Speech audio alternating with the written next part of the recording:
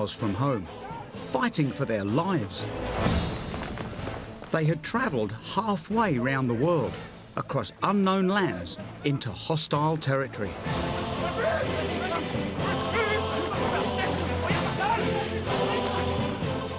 But these were no hardened adventurers.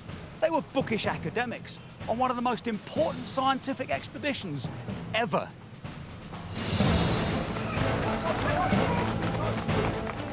Its outcome would fundamentally change the way we see our world. But their mission will become an 8-year epic of obsession, betrayal and murder.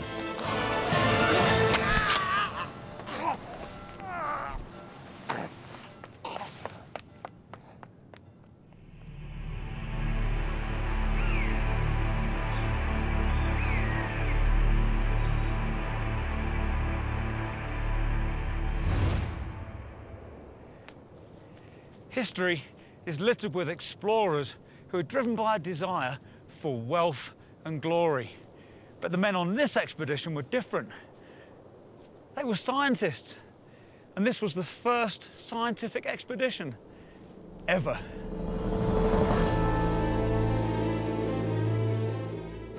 The ambitious mission was launched in 1735 to discover a fundamental truth about our planet.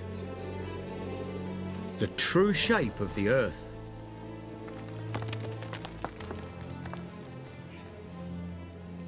I'm not short of ambition myself. I've climbed on Everest and run countless expeditions in polar regions. But even by my standards, this French mission was an amazingly ambitious project. And I've always had modern equipment and modern backup and support. These scientists didn't know what they were getting into. Their 3-year plan involved sailing 10,000 kilometers from France to the equator, scaling the Andes and crossing dense rainforest. It was a bold plan to begin with, but it would turn out to be much more daunting than they possibly could have imagined. They'd be plagued by disease and death. Instead of taking 3 years, it would take them 9. But for all that, they would make a series of chance discoveries that would have a profound impact. From maps and medicinal cures, to rubber goods and the metric system. This is the story of their incredible journey, carefully pieced together from their own journals.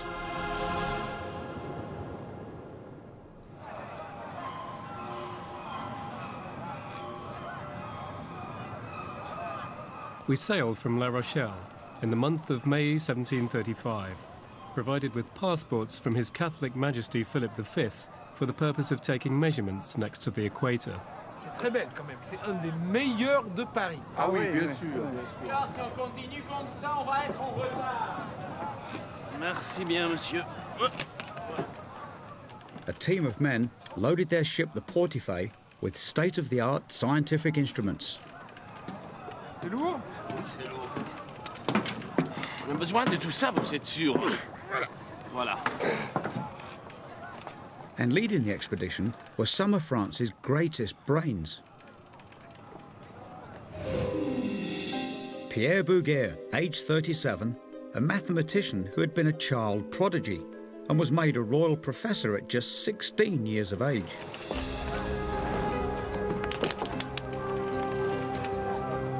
Charles-Marie de la Condamine, aged 34, a wannabe adventurer with 4 years' experience in the military.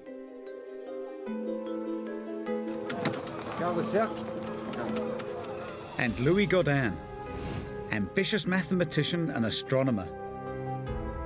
At 31, he was the youngest of the three, but he'd appointed himself leader, on the grounds he'd suggested the expedition in the first place. Télescope?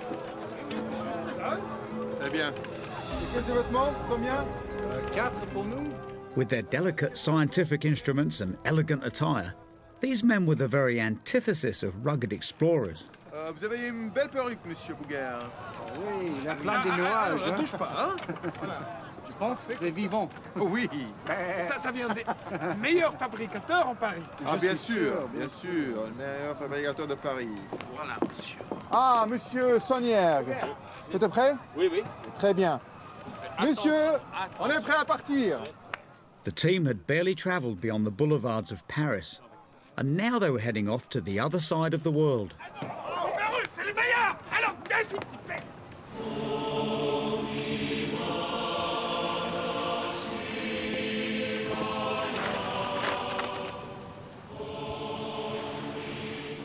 The mission the French scientists were charged with was a huge one.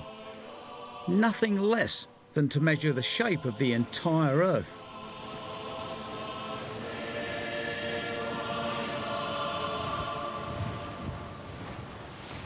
For centuries, people thought the Earth was a sphere, a perfect ball floating in space. One unusual measurement would change that notion. When Louis XIV, the King of France, wanted a new map of his country, he got the famous Italian astronomer Cassini to do the job. And Cassini noticed something really odd. Up in the north of the country, a degree of latitude was a different length than a degree of latitude in the south of the country. So this suggested something really shocking, that the Earth wasn't a perfect sphere at all.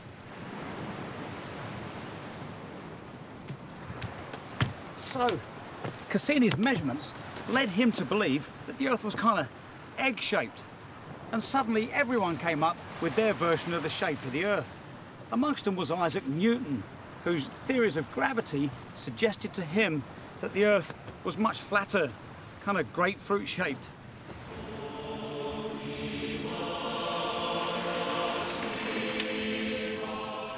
It had become the burning issue of the day.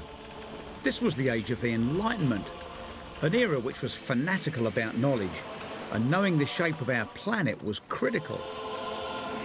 The row between Cassini and Newton had become so fierce that this group of men was sent out to settle it. And that would take nothing less than a practical measurement of the curvature of the Earth. This expedition was completely unprecedented. It represented the very pinnacle of the Enlightenment, the new age of experimental science. The scientists themselves called it the greatest expedition the world had ever seen.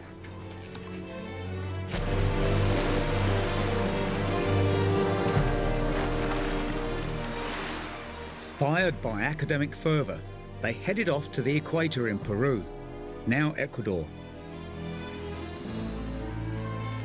For the three chief scientists, this was their opportunity to shine. Bouguer might recover some of the faded glory of his youth, while the Condamine and the ambitious Godin might make their reputations. And for this, they were prepared to give 3 years of their lives.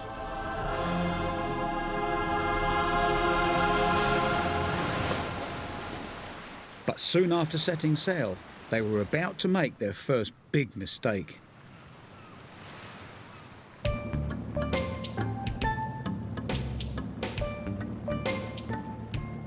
After 5 weeks at sea, the group stopped off at Santo Domingo in the Caribbean.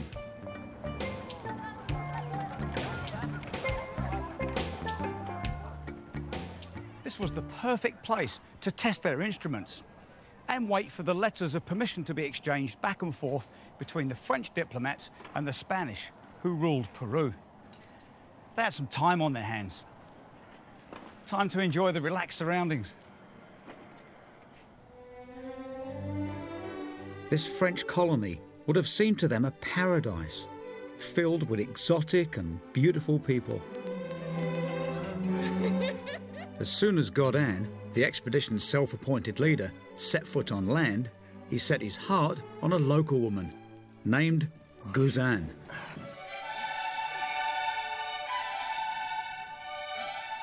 As one of the crew wrote in a letter at the time, "Love is taking up all his time. I hope that his wife doesn't hear of her Adonis's infidelity. She would perhaps take revenge. It is very annoying that honest people are at the mercy of a young beard without experience. Even back in the 18th century, Godin knew exactly who, or rather what, were a girl's best friend.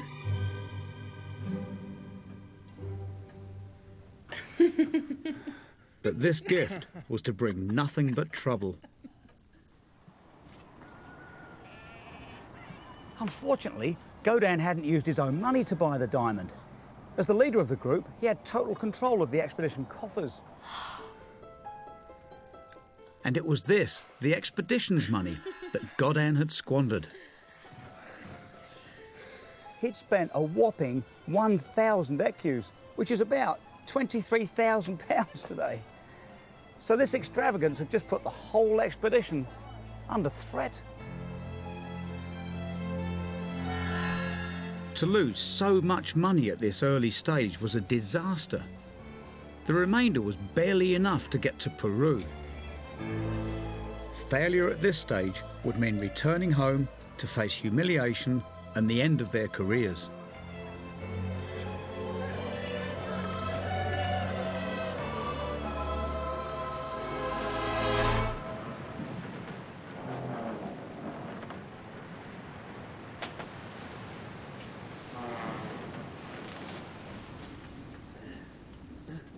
The other scientists, Le Condamine and Bouguer, were furious about Godin's extravagance with their money.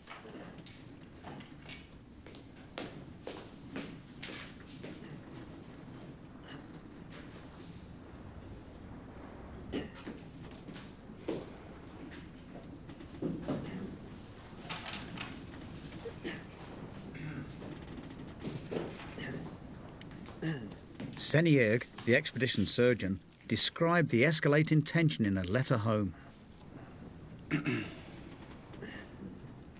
Mr. Godin has not been speaking to Mr. de la Condamine and Mr. Bouguer for some time now. They fight like cats and dogs and attack each other's observations. Merci. It is not possible that they will remain together for the rest of this trip. What should have been a close-knit team, gearing up for a challenging expedition, became a bickering band of rivals.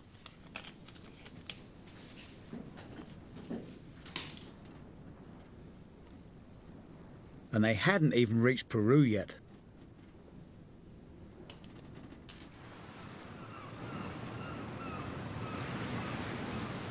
Now they had to go right through to the heart of Peru to reach the equator.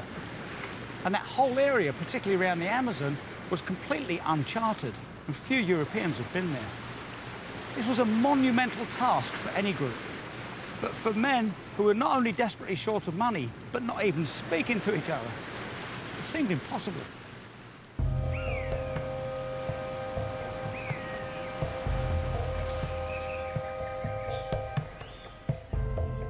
Finally, on March the 10th, 1736, they reached Peru.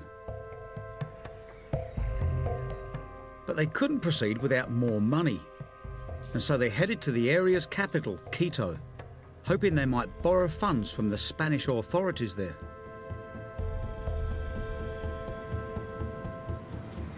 To reach Quito, the expedition had to go inland across hundreds of kilometres of uncharted land and handle some very unfamiliar terrain. One ticket, please, or una billet, por favor.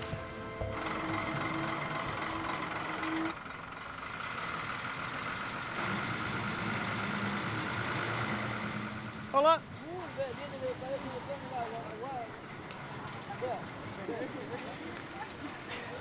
People use these every day for work. It's a normal form of transport across these whopping great gorges.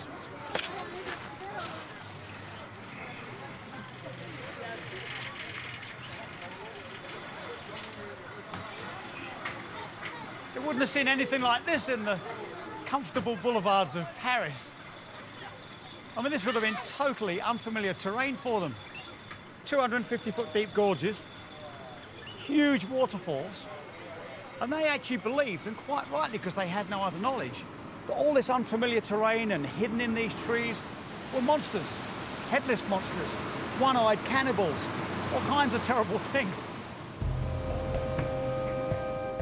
Whatever creatures they imagined, real dangers lurked in these forests.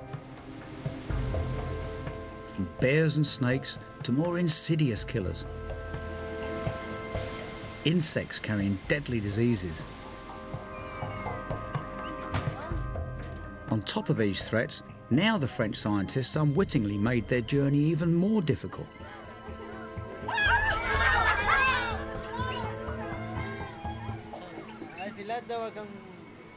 They hadn't been speaking to each other for ages.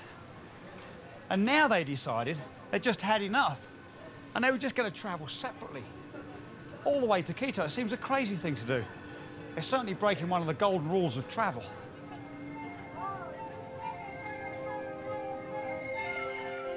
Godin commandeered the equipment and the guides, with Bouguer following shortly behind, leaving Le Condamine to cross through one of the world's most hostile environments alone. And I'm following in his footsteps.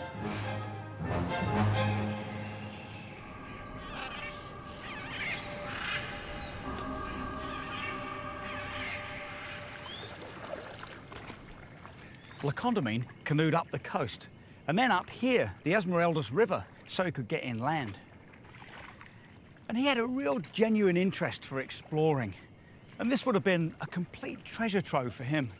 Around every bend in this river, there had been something new. He'd been bursting to understand it.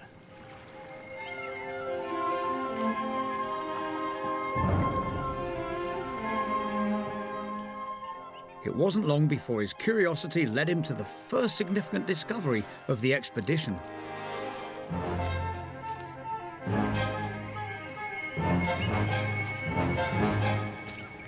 As Le Condamine made his way through the jungle, he came across a group of local Quichua Indians, and they were collecting sap from the trees.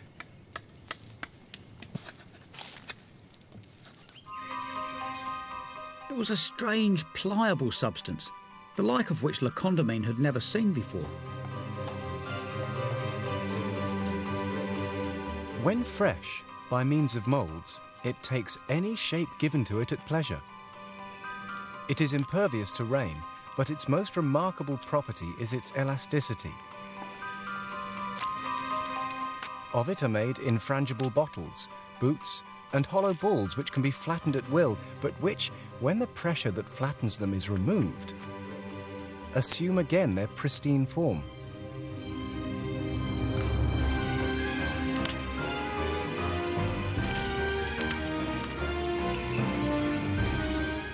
Le Condamine had chanced to cross rubber.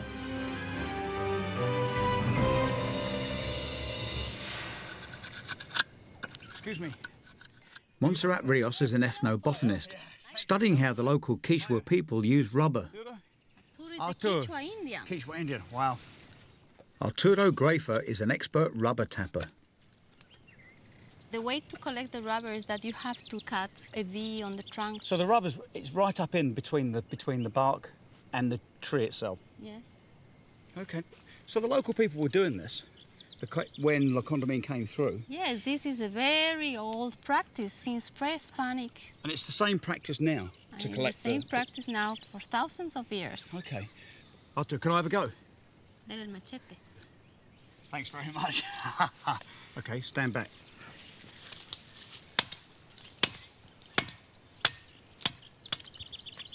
Blimey, it's a bit rough. Another one? And another one like this. Oh, yeah.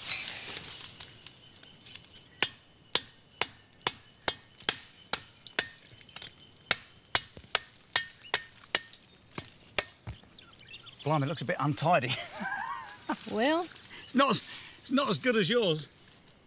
So Arturo, once you've collected the rubber, what do you do with it then? he collects the rubber and then he makes balls, rubber balls. All right, so hang on. Oh, I've got the idea. Okay, and it picks it up, doesn't it? It kind of picks it up. Can't push it hard enough. It's a long process, though, isn't it? You just keep doing that. Yes, it's a very long Smokes process. takes flipping ages. Arturo, what do you do with the rubber you collect? Como somos gente nativa de Quichua, para unos capachos, unos ponchos, dije, unos cinturones. I love it. Le Condamine came through here and discovered something that revolutionised Europe in many ways. It was a tremendous discovery for us 300 years ago, and yet Arturo and his people was completely routine. Le Condamine immediately recognised the potential of this extraordinary new material. He sent back the first specimens of rubber seeds and wrote a meticulous paper. That prompted the rubber boom of the Victorian era, creating millionaires and shaping empires. So thanks to Le Condamine sending back the rubber samples and writing his papers, he kick-started the rubber industry as we know it today. So we've got him to thank for rubber tyres, windscreen wipers, inflatable rubber boats, washing up gloves, condoms. I wonder if they were originally called Le Condamines.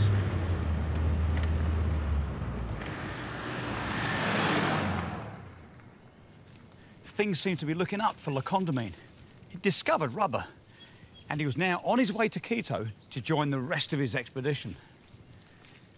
But the reality was a bit different. He was lost in this rainforest.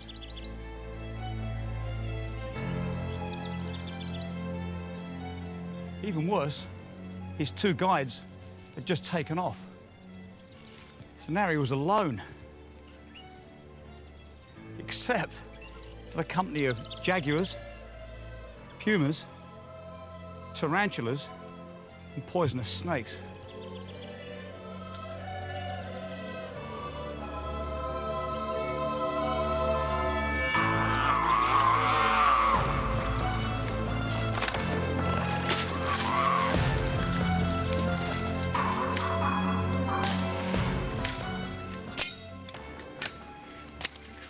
And this is what he was up against. A solid wall of rainforest.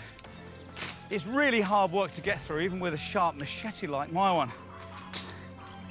But Le Condamine just had an axe, and he had no jungle experience whatsoever. And neither do I. And everything seems to be so intent on biting or poisoning or scaring the pants off me. He would have recognised things like bananas, thank heavens, and they were the things that kept him alive. Everything else, just like me, seems so alien. Gives me the willies. I'm not joking. After a few days, Le Condamine developed a raging fever, and it could have been any one of countless fatal diseases. Chances were he would die here alone.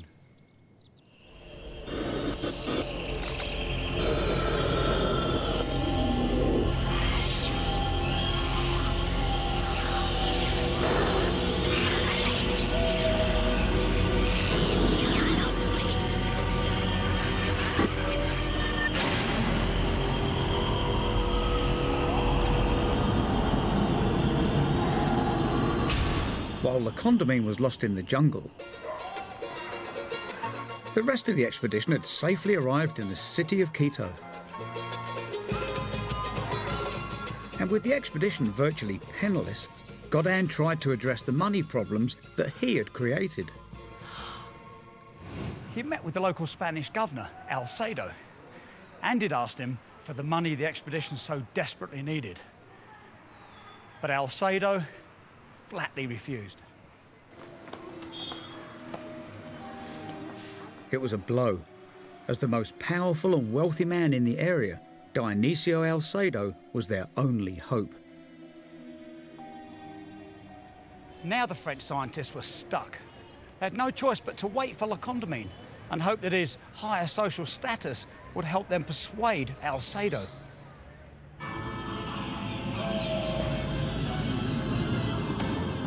After 8 days of terrible sickness and surviving only on bananas, Le Condamine's luck finally turned when his fever broke. He spotted a mountain peak and decided to follow it.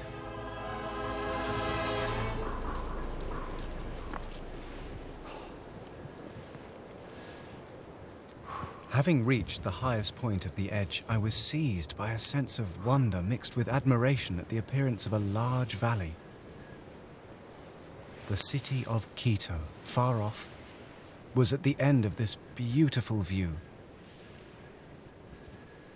Unbelievably, Le Condamine had survived. And with Quito in sight, he was saved. As he entered the city, all hopes of saving the mission rested on him.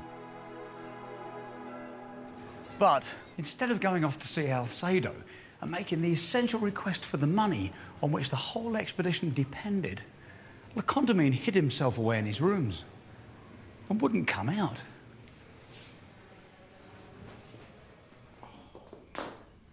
Everyone waited for Le Condamine to announce himself, but day after day, nothing.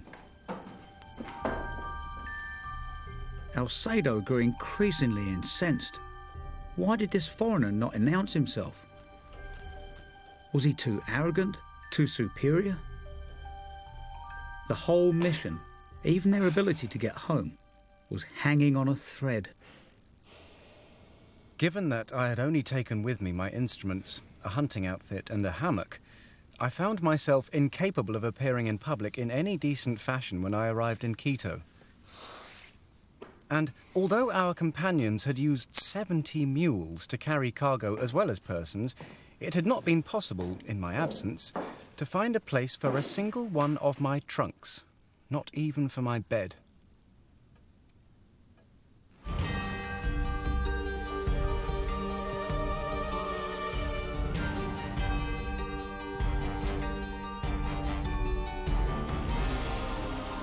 It was a full week before Le Condamine was able to see Alcedo.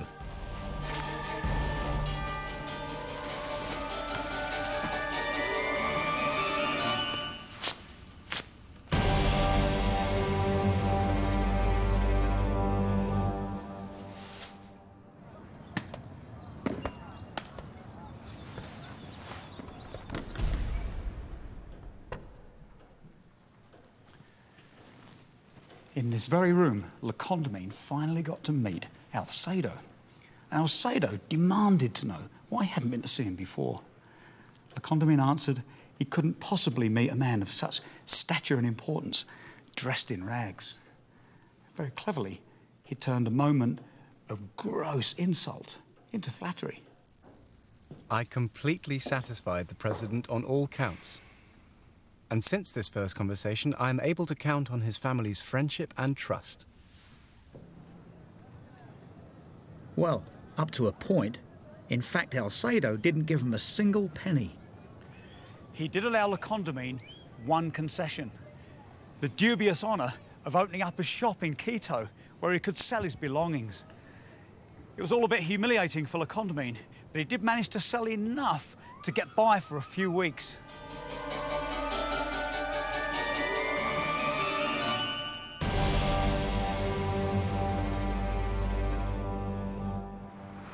What had seemed to Le Condamine like a victory left them hardly any better off. 18 months into their expedition, 10,000 kilometres from home, and almost completely broke. And they hadn't even made one scientific measurement yet. It seemed as if their hopes of scientific glory were in tatters. And things were about to get much worse.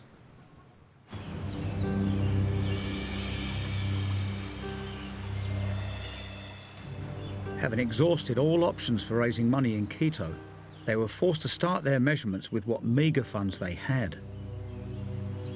So they headed off into the wilderness towards the equator. Within days, Coupley, the youngest member of the team, collapsed. Non, je suis prêt. The expedition surgeon, Senieg, suspected malaria and administered the most popular treatment of the time, bleeding and purging. Donne-moi ta main. T'es prêt?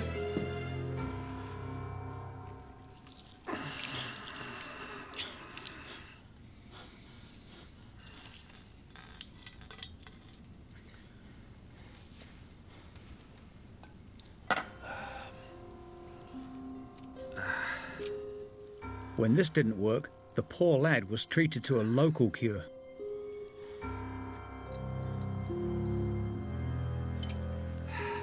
A lemon, stuffed with gunpowder and guinea pepper, is insinuated into the anus and changed 2 or 3 times a day.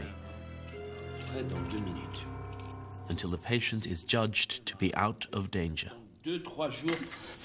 Allez. Tourne. Allez, tourne-toi.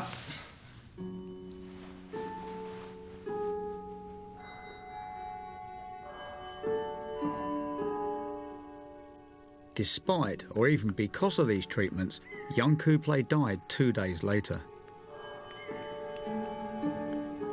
It was a harsh reminder of the ever-present threat of disease and death that hung over them all in this alien land. What's more, Godin, Bouguer and Le Condamine were now a man down, with all their work still ahead of them.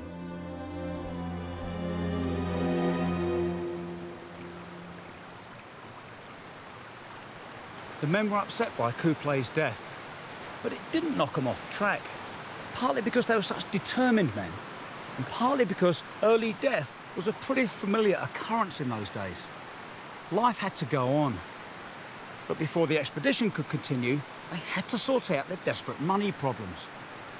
So Le Condamine came up with a remarkable plan.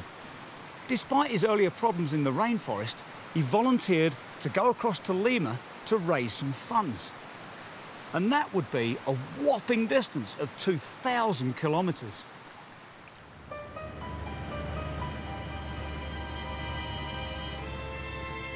Unbelievably, Le Condamine was about to set off alone again.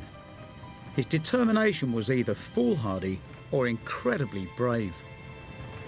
Looking around, I can see it's mostly fields, it's all cultivated, and it looks relatively gentle. But in Le Condamine's time, this was all rainforest, and it would have been even harder to get around. It's hard enough now. On this second trek across country, he made another significant discovery. He saw people harvesting a natural chemical, quinine, from the bark of cinchona trees, and he was intrigued. In the 18th century, malaria was still endemic in Europe. Quinine was known as a treatment there, but it was surrounded in mystery, because sometimes it worked and sometimes it didn't. Botanist Pablo Lozano took me to a cinchona tree to explain why. Okay, All right. thank you. Okay, well done. You have a red bark. Yeah. And there is another 2 kinds of bark. Okay. A yellow and a white one. Okay, same cinchona tree, but different bark. Another species of cinchona. Different species, right? Yes. Okay. So now, if I was to take a little bit of this would protect me from malaria, right? Yes. Okay. It's better. Yeah. You are lucky because this is the red bark. It has the highest content of quinine. In the 18th century, there was a confusion of species. Here in Peru, the locals knew that of the 3 distinct species of cinchona, only this one, with red bark, was effective against malaria. But in Europe, they didn't know this, so the Peruvians and merchants made a good trade, sending over any old bark to unsuspecting Europeans. So Le Condamine came through and picked up that out of the 3 types, one of them was better than the rest. Is yes, that right? He spent 3 days talking with the local people, and he identified the real species, the red bark. I think that's fantastic that in just 3 days, he discovered this fantastically important thing. Le Condamine wrote up what he'd learnt from the locals with meticulous drawings and sent it back to France.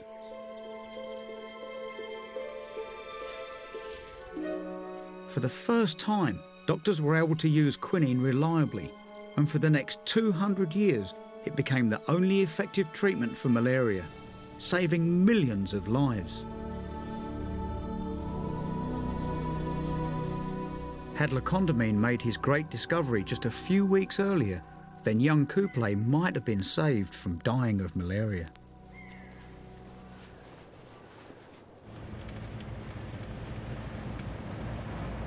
Le Condamine continued on to Lima on his quest to get money for the impoverished expedition. Out of the whole French team, it's Le Condamine I have the most affinity to, because he really wanted to be an explorer, and I think that he had a genuine love of that feeling of adventure and new places that I have. But he had a real sense of adventure, a certain flair. There was a lovely spark within him.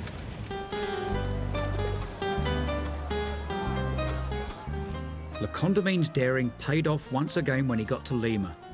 He secured a generous loan of 12,000 pesos, the equivalent of £230,000 today. He returned triumphant to greet Bouguer and Godin. At last, they had sufficient funds and they could begin their measurements.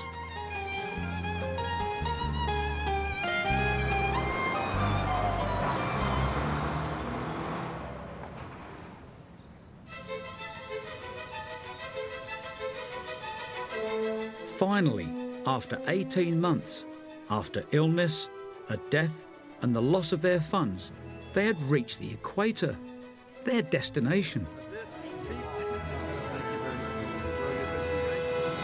I'm here at the equator. If I jump here, I'm in the northern hemisphere. If I jump here, this is the southern hemisphere. The equator was their reason for travelling to Peru. It was at the very heart of their plan to measure the curvature of the Earth.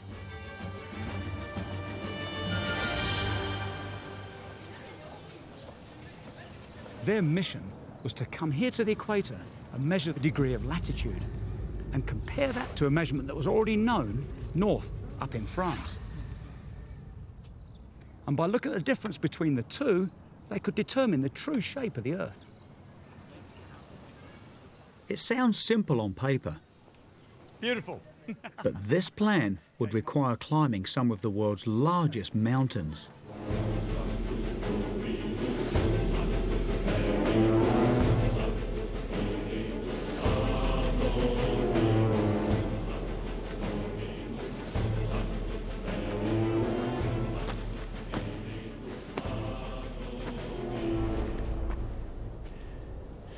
The Andes formed a crucial part of the measurements. The first stage of measuring a degree of latitude was to measure a long line, hundreds of miles long, across the equator. And then this rugged terrain is not the kind of thing you can do with a tape measure.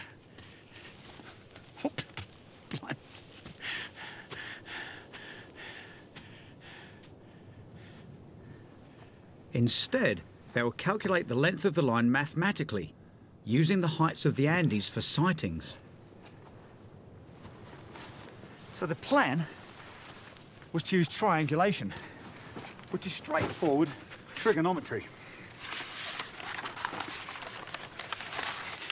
Here's the equator, and they needed to measure a line right down the length of the Andes, hundreds of miles long, and they would climb 3 peaks and put markers on top of them that could be clearly seen from the other mountains. Then they would measure these angles, and because they knew all the angles, they could easily calculate the distance between the mountains. So then they would climb some more mountains, measure more angles, and continue this chain of triangles down the whole length of the Andes.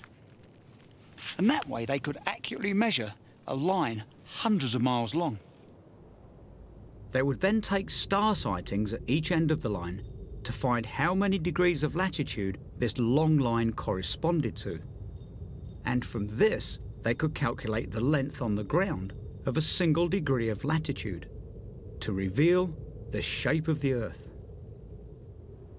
Honnêtement, tu commences à casser mes couilles. Oh, vraiment? Oui. Alors voilà, c'est tout. While utterly committed to this scientific plan, their arguments continued. And so they split up again. Godin went his own way, while the more diligent Bouguer and Le Condamine went another. And so these two groups set about climbing the Andes, mountain by mountain.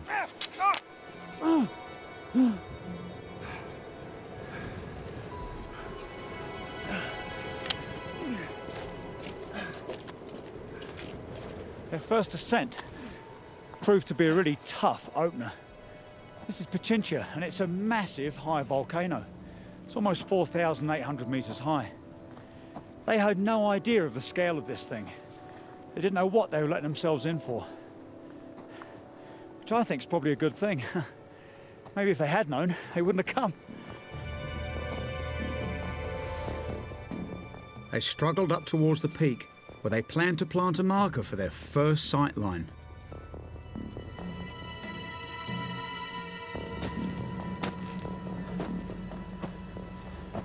As they got higher, the conditions just got worse and worse. As they got near the top, just couldn't see anything, just like us now. But still they kept on going. As they climbed higher, they started to feel really odd. They got ill. They started to get headaches, they were nauseous, and generally very, very weak indeed. We found ourselves, at first, considerably incommoded by the rarefactions of the air, particularly those among us who had delicate lungs.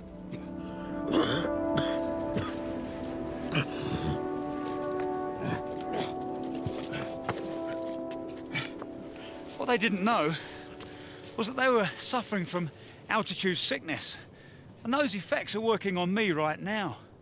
But I'm an experienced climber, so I know what to expect. And because I'm aware of that, I could make plans. I could put oxygen in place. I could have an altitude acclimatization plan and climb slowly. They knew none of these things and just kept pushing on through the very dangerous effects of altitude sickness, which we now know can kill you.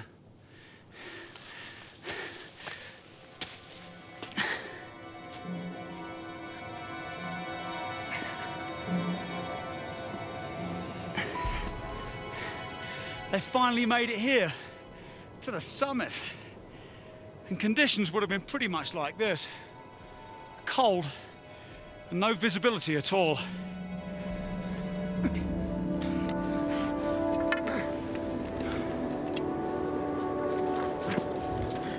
As they struggled to plant the markers at the peak, they were blighted by even worse conditions.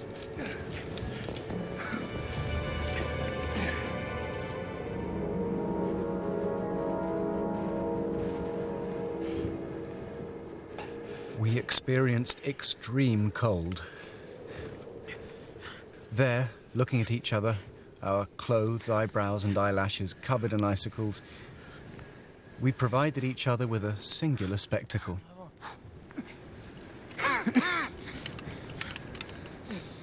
After surviving 23 days, the most appalling conditions on the summit, they gave up and came down here about halfway.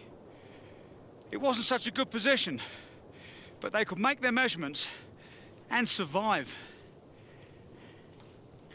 It had taken them about 4 months to get one measurement, and they had 25 mountains left. But, driven by their scientific obsession, turning back was unthinkable.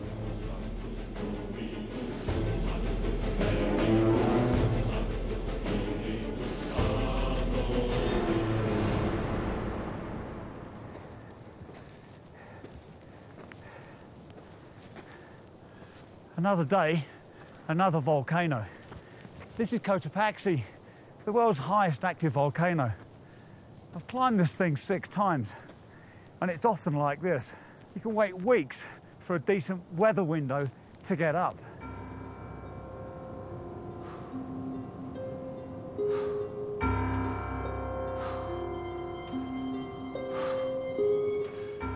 As the conditions became more and more punishing, it became clear that their mission would take far longer than they'd anticipated, and yet still they refused to give up. They spent days or even months waiting for the weather to improve so they could continue with their measurements. So they had plenty of time to think. And during that time, Le Condamine came up with a great idea. But it was the last idea you would think of on top of a mountain. It was an idea that would transform both science and everyday life, and still impacts on us today. It was the foundation of the metric system. Larry Ferrero, a historian of science, considers this one of Le Condamine's most important contributions. There he is. All right, thank you. What a fantastic market. It was a problem for many years. Villages, towns, cities, countries didn't have standard measurements that allowed traders to go from one area to another and sell the same basket of goods in different places. The inch was based on the thumb. And that's my inch from this joint to there. Okay, so mine's bigger. Yes. We'd sell yours, but buy mine. Yes. The yard was another one. Now, the yard was ostensibly from the nose to the end of the hand. This is how you'd measure cloth, and this was a yard. Okay, let's have a little comparison then. Let's line our noses up here. So, yours is longer, actually. Yes.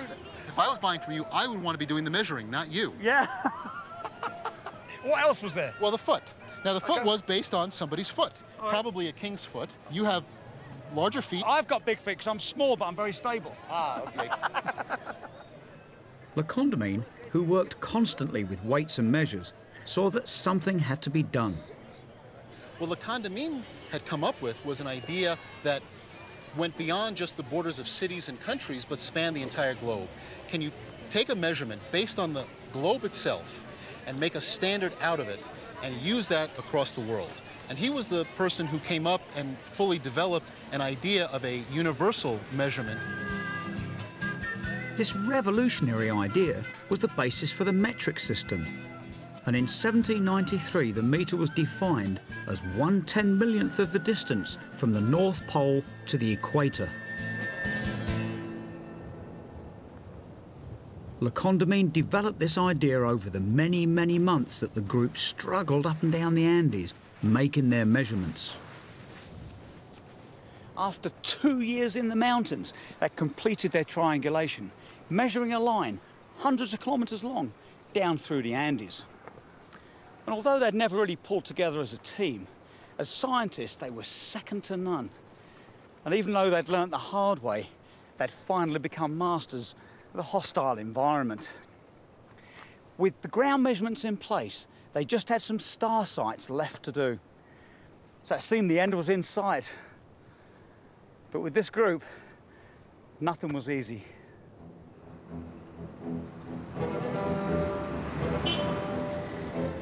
At the end of their triangulated line through the mountains was a town called Cuenca, and they came here to carry out their star sightings.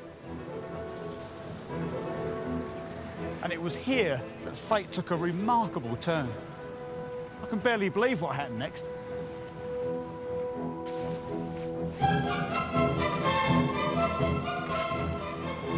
Gracias, señor.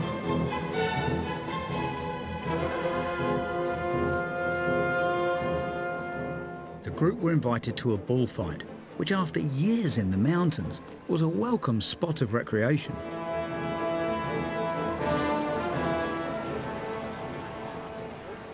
I think I'm going to barely be able to watch it. But back then, it was a fantastic social occasion. Everybody came. The whole village would have turned out for this.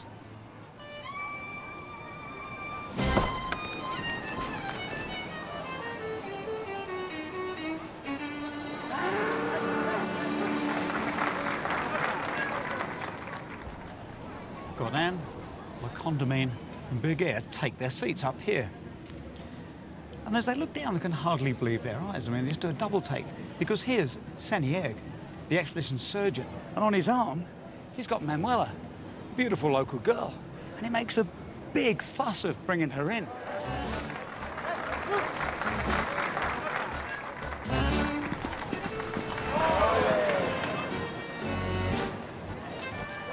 The crowd couldn't believe their eyes.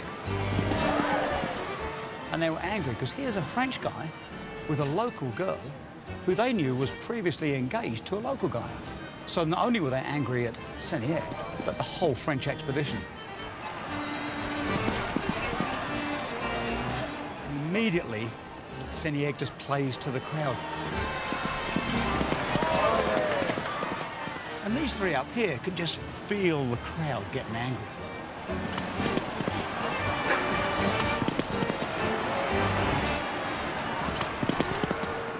Because Senieg had flaunted this relationship, it had just enraged the crowd. And the crowd turned into an angry mob. They surged forward around Senieg and began to stone him. And our three guys, Le Condamine, Berger and Godin, they almost responded. They almost went to help him, just like a proper team. But they didn't. They saved their own skins instead. But as they fled the ballroom, the crowd followed them. Soon the mob were hard on their heels, brandishing knives and swords. Now, on the brink of completing their mission, they were in fear for their lives.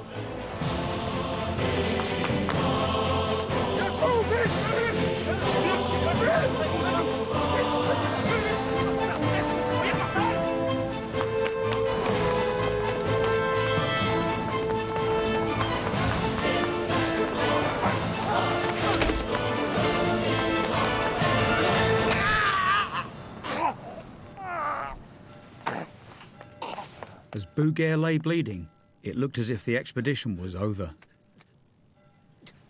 Luckily, Berger's wound wasn't fatal, but Senieg had been stoned and stabbed many times, and he endured a long and painful death, lasting 4 days. It was now October 1739, and the scientists had been away from France for over 4 years. But despite the hostile atmosphere in Cuenca, the team still refused to abandon their scientific quest, and they remained here to take their star sightings.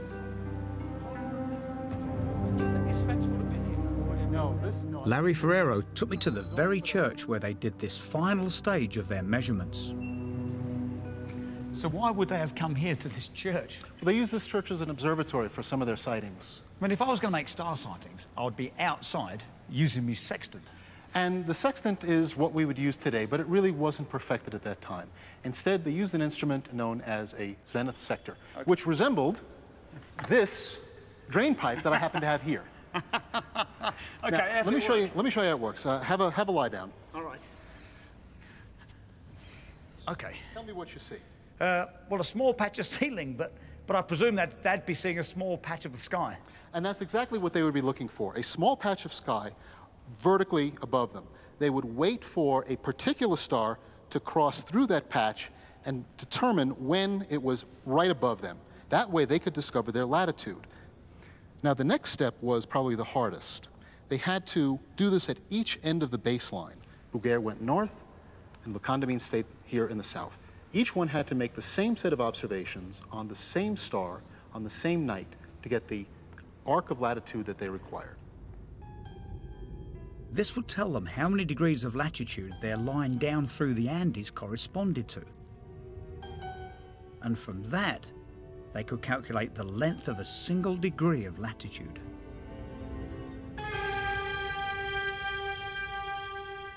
How long did all these measurements take? Well, each set of observations could take weeks or even months to make. Ultimately, it took them years, 3 years in fact. So it took them 3 years to do something that I could, or you and me could do right now with my GPS in a few days. That's right, or even a few seconds. But after these 3 long years, the sightings were complete.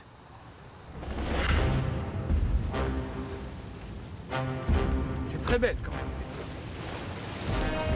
The trip, which was supposed to take 3 years, had now taken 8 and cost the lives of 2 men. They had endured stifling rainforests and freezing conditions, incessant arguing and murder attempts. All in the pursuit of science, all to find just one number. Finally, they had a result. It was just one number, but it was an incredibly important number, 110.61 kilometres, which was the length of 1 degree of latitude at the equator. And crucially, compared to 1 degree of latitude in France, it was shorter, which meant that the Earth was kind of grapefruit-shaped, fatter in the middle and flatter on the poles, which was exactly as Sir Isaac Newton has predicted. All that hard work and tenacity and attention to detail from Godin, Le Condamine and Bouguer had paid off.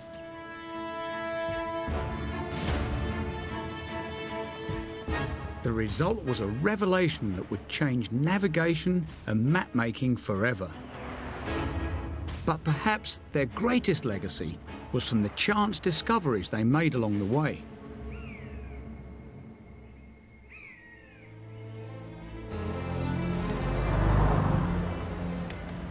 They kick-started the rubber industry, giving us many things that we take for granted today, like waterproofing and car tyres.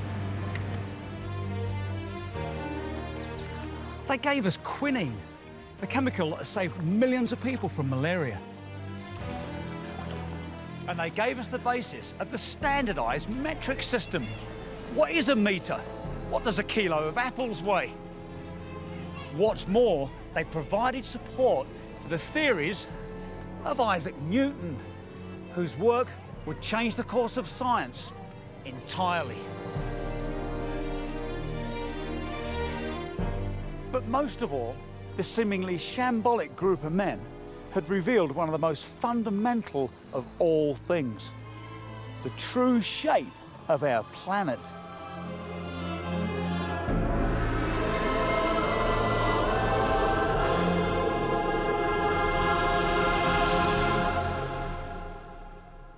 Yet, for the French team, there were no celebrations.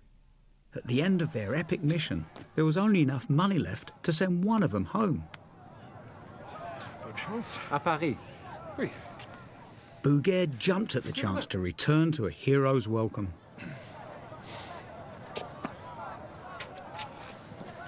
Bonne chance. Au revoir. Le Condamine headed into the Amazon in search of more adventures,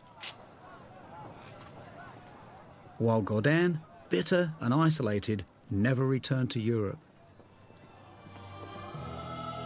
It was a modest and subdued end for these most unlikely heroes of science.